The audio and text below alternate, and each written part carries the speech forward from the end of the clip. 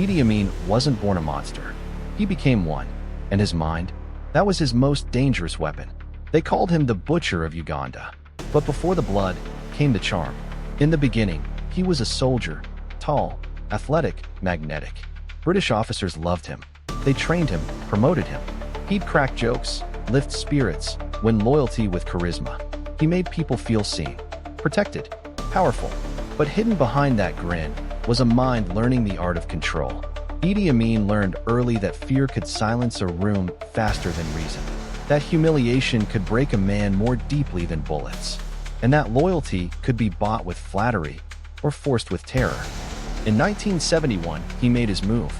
Under the cover of night, while President Obote was away, Idi staged a coup. Tanks rolled into Kampala. No blood, no resistance. The people cheered. They thought they were freed, that their nightmare was over. But their nightmare had only just begun. Idi Amin knew how to be loved.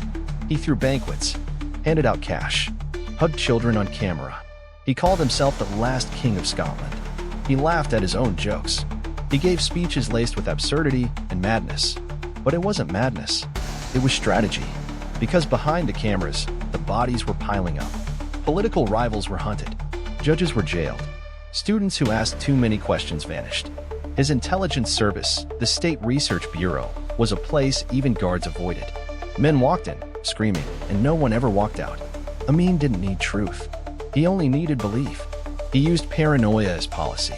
If someone whispered your name, if you looked too confident, you were gone. He made betrayal feel random. He built a world where no one felt safe, and in that fear, he reigned. This is the psychology of terror: control perception, confuse reality, punish unpredictably. He expelled 50,000 Asians from Uganda, doctors, engineers, business owners. In a single stroke, he shattered the economy and blamed them for it. Ethnic cleansing disguised as patriotism. He told the West he was liberating Africa. He told Africa he was defending black pride. He told himself he was doing God's work.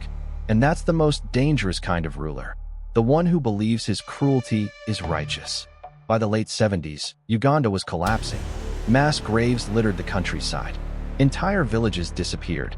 But Idi smiled on, delusional, defiant, certain of his greatness. When he finally invaded Tanzania, it was a step too far. His army, starved, unpaid, terrified of him, broke.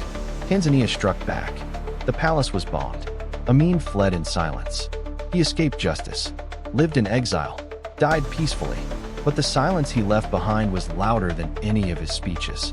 Idi Amin didn't rule with ideas or brilliance. He ruled with unpredictability, with illusion, with calculated terror. He weaponized the human mind. And he proved that to control a nation, you don't need truth. You just need fear and the belief that you're untouchable. Even monsters smile.